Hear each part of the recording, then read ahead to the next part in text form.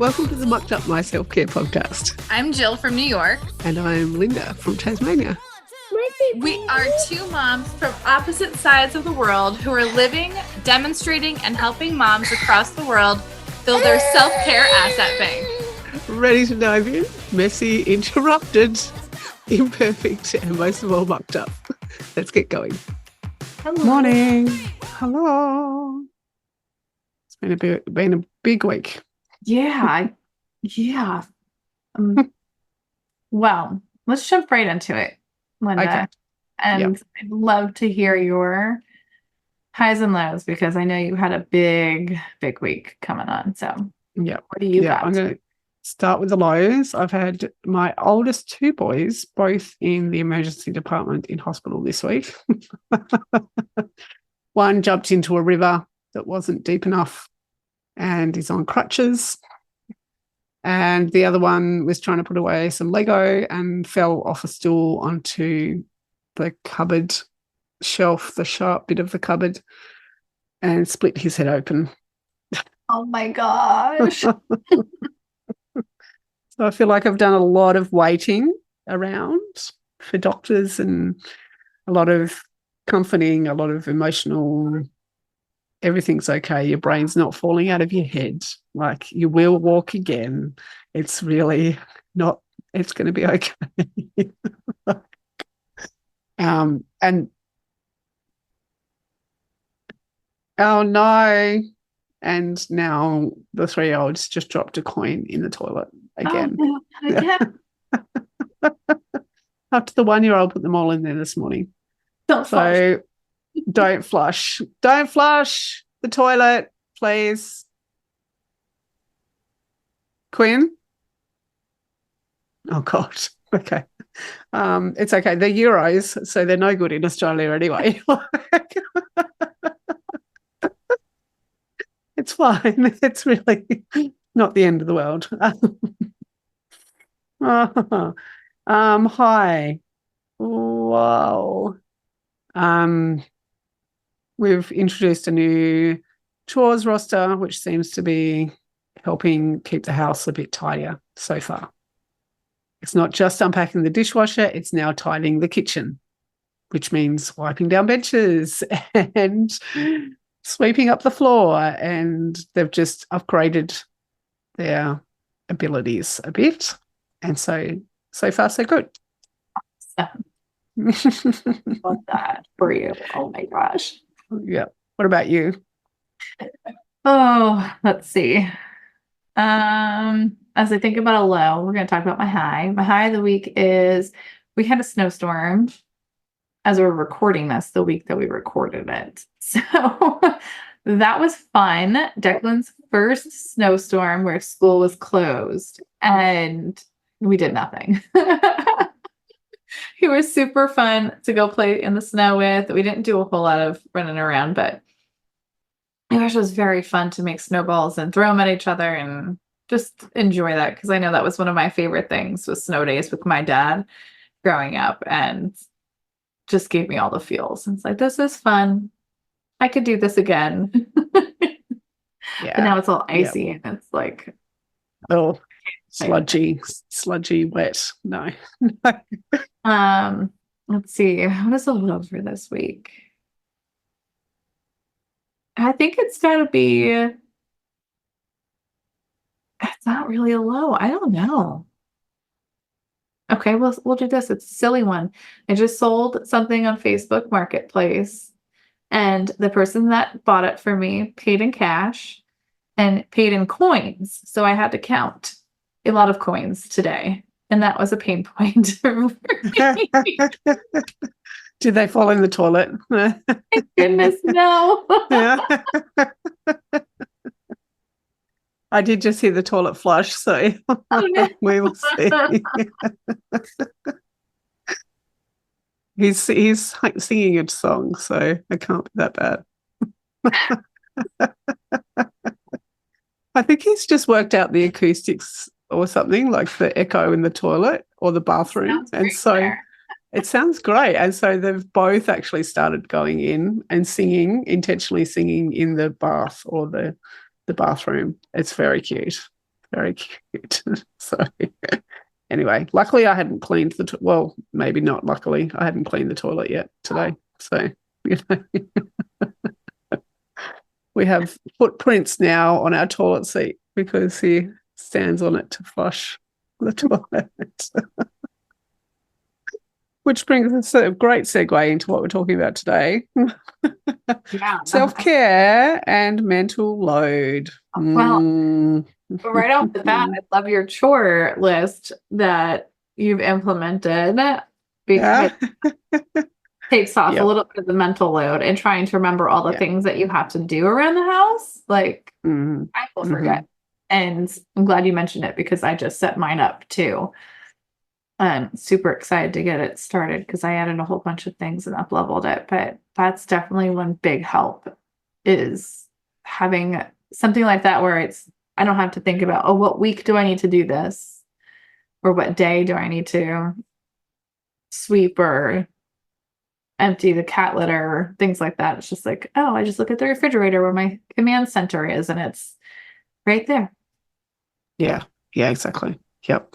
And I think that helps the kids to see that as well. We've also done a little bit of an upgrade as well. So we now also have a points system.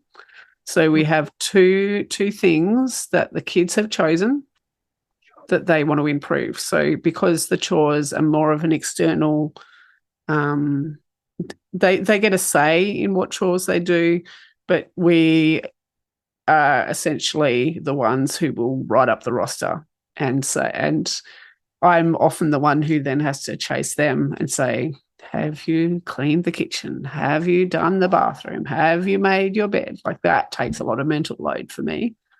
And so this way they have two things that they've decided on that they want to improve. It might be brushing their teeth every day. It might be, what's one of the other ones? Josh wants to get better sleep. So he wants to try and have earlier nights. I've decided that I want to read a book every day. So that's one of mine.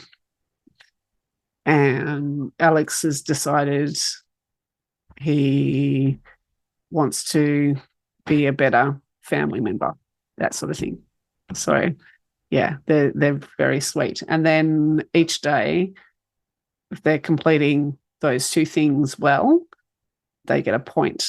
And then when they get to 10 points, they can have a play date with one of their friends. That's fantastic. I like that. Yeah, so it's a little bit more internally focused. There goes the dog. Past the door. Did you see that? The tail was like... Brilliant. It's yes. Okay. So I think this is one thing that I'm trying to do to eliminate like what you're talking about with still having to remind everyone to do the things that they're set out to do or responsible to do. So like you were saying, you still have to yell out to everyone, did you brush your teeth? Did you do that? You were supposed to go do that. Go do it. And one thing I think that we've kind of, well, I said this already, but we automatically kind of went into this little thing where we just do our chores on the weekends because that's when Bobby's home. So it's easier for him to do his chores when he's home and does nothing well, the lazy morning. So he gets to do it Sunday mornings, does all his chores. And I've kind of taken that piggyback and like that's when we'll do our family meeting now. Is that when I get home from church, we're already in this mode of, okay, what other chores do we need to finish as a family? And let's start talking finance and like keep them blocked into one specific day. So we're all like, all right, everybody break, go and go your own way to go do what you got to do. So I don't have to remind everyone, you have to go do this, you have to go do that. I mean, that's it doesn't include our daily routine stuff, which is also something that I'd like to try and practice together. I know my husband and I, we do our bedtime routine together. So like we both go in to brush our teeth, wash our faces and get into bed. So now doing that with Declan, I think is going to be like our next step is like, how do we do we push our bedtime routine up earlier so we're all doing it together? So that way we remember, and there's less of that. I'm the only one remembering that he's got to go brush his teeth, or my husband's the only one remembering that he needs to go to the bathroom first before he gets changed, things like that. Yeah. But I think we also take a lot of that on our own backs as well. Like we do feel like we have to step in and remind everybody when actually what would happen if we didn't. Like this is more of, I think, what we need to sometimes step back and just be like, you know what, I'm not going to remind you right now anymore. Have you tried? And that, yeah. Well, this is part of the points thing. Yeah. So this is part of them having more accountability for it and them taking more responsibility now that they're a bit older as well. So yeah, those play dates are also outside the house. If they want friends to come here for play dates, they don't need to get 10 points for that. Okay. So yeah, there's a few different aspects and rules to it that we're trying to then encourage them to feel like they can have friends around here when they're teenagers and all that sort of stuff as well. So there's, we'll see how it goes. Yeah, makes sense. I think it's going to work quite well. We've had a points type system in the past, but it wasn't quite as complicated or up-leveled, or they didn't quite have as much input into that. So now that the chores are pretty much getting there, we'll see how it goes. Well, how did that conversation go with deciding all of that? And you already said that they had input in picking the things that they wanted to improve on. So like we have to have great conversations, good communication with our families in order to figure all that out and lessen that load. So how was that for you guys and those talks? Figure it out. Tricky. They kept getting up to leave the table because we did it around dinner time, which is generally when we try to have some of those conversations, because it's when everyone's at the table, it's when everyone's fed and perhaps relaxed in a way and that sort of thing. So they did keep getting up and down and up and down and up and down. There was a little bit of leadership that needed to be taken in that space as well, in that I had to sort of suggest a couple or say, this is what I'm going to do. What do you think you'd like to improve? And making sure that it wasn't, like, it was clear that these aren't chores. These are different from the chores. They get computer time from the chores. That's essentially like their reward, or they also get the satisfaction of having a cleaner, neater space to live in as well. So being clear about that was important in the first place. And just a bit of respect, listening to what they think and not saying, well, no, that's not going to work. Like, this is going to be a work in progress. This is also about habit formation as well, like forming habits so that eventually they will just brush their teeth without being asked, even though we might have moved on to a different point selection. It will just become a habit. That's the idea. Yeah. So it made me think of, with my calendar, the way that's set up, my notifications go through my Alexa device. So it tells me like what's on my calendar, and I've set it up where for Declan's bedtime routine, it says, Declan's time to start your bedtime routine. And so he goes, what was that, Alexa? Talks to her. So it's not me telling him he's got to go start doing things. It's the Alexa is now like the one telling him, and it gets him a little bit more excited to do that in that sense over here, which I think is a little funny for him. Kind of takes the mental load off of me by having Alexa work for me. That's how I delegate my calendar. Absolutely. Yeah, exactly. Mama, how come you don't hold the mouse? Yeah, I'm going to hold the mouse. Oh, you want to do the background? Yep. Yep. Yeah. Over here. Come down. Come down. I'm just, all right. I might just have to. You're 2 good. seconds. I'm happy for you. It's not on that one. It's just on this one. There you What go. we just came back from a clubhouse room and we talked a little about working from home with our self-care. And I'm glad that Quinn is now interrupting us because that's exactly what this is just Yes, our exactly. work from home Yep. stuff. Mm-hmm. But, Yep. when you are working from home, I know you work from multiple different places, but I know for me, I put myself in my office, which unfortunately has a very messy area around it with all the toys behind me, but I block that part out. But being in a separate room from the rest of the house, I block that part out. So I'm not keeping on like those things that are on my mind of housework that needs to be done. Because I know I can be very distracted by just an unorganized space around me.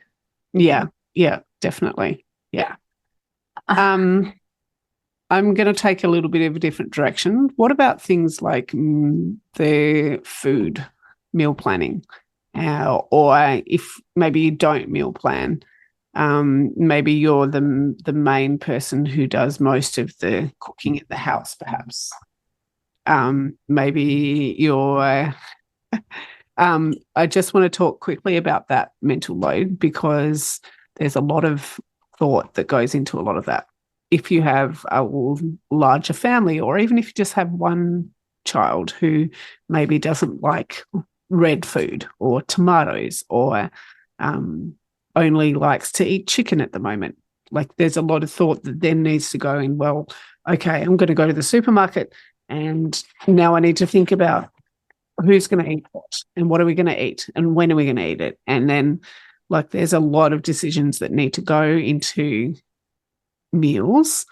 Can you talk to that for a moment, especially thinking about sticky note time and how that all fits in? It's horrible, but what did I do? When I was newly postpartum, we got one of those subscription meal boxes, and that set me up on a path to repeat those recipes because we found a whole bunch that we loved. And then I figured out that I can go buy those ingredients myself and just keep repeating those recipes. So that was step one for me, was finding 10 recipes that I could just repeat and picking out the days that we would have those. I messed all that up by trying new recipes in this now to get more plant-based stuff in there. And I don't think about anyone else when it comes to my dinner plans. So lunches and other meals, I do have to think about Declan and Bobby, but pretty much Bobby and I will just eat the same foods. So dinners are always like with him in mind, but more so me in mind. And Declan just only eats 3 things. So he's got a very small menu to choose from. Wow. 3 things. Really? Yeah, like it's chicken nuggets, mac and cheese, yogurt, and pizza and bagels. Okay, it's like 5 things. There you go. And he loves fruit. So fruit's easy. It's just always the same. Like, let's go. Yeah. I couldn't imagine that. Like, actually. It's painful. It's super painful, even though there's only a very small thing. Because I'm like, am I not feeding him well enough? But I think that's more of the mental load I carry is what am I going to feed this child because he's not eating as the same kind of stuff that we're eating. And that bothers me more than the planning part. But setting myself up with a few recipes to repeat every so many weeks was probably the best decision. Fatigue practice to avoid that decision fatigue that I've put into place. And I know you have the kids help out with making a lot of the dinners. Yep, absolutely. And they eat nearly everything. So like last night we had like a brown rice based soup with zucchini and black beans and kidney beans, and there was probably some silver beet in there, and like there was so much stuff in there, and they all ate it, all of them. So I just can't imagine them doing separate from that, because they pretty much eat. I'm jealous. I'm so jealous. But yeah, I don't know. That mental load is definitely a little heavy when it comes to the food and making sure we're all getting the right nutrition from all that. So, yeah, it's really important to me. All right, now Quinn's really messing with me here, Linda. Quinny, I need you to stop because you keep pressing buttons. And I think you actually just deleted something as well. Okay? I know it's really funky. I know it's really cool. I'm happy to do it for you, but I don't want you to keep pressing so that I can talk just for the end of this podcast, okay? Gotcha? Yeah. Right. Oh my gosh. You're turning down the volume now. How are you doing that? Oh my gosh. Radio, Jill. Yeah. Yep. Now I can't even hear you. Oh no. They are something else when they figure out the buttons and how they work. Like Declan figured out how to unlock my phone the other day. Oh, wow. Yep. I don't think he's actually figured it out. I think he's just doing random stuff that he has no idea is to actually doing anything. So I think we need to come back to this episode and do a part 2. Can we do that? For sure. I like it. That sounds great. Then I guess until next week. Let's keep unstucking the muck. All right. Bye. Thanks. Bye.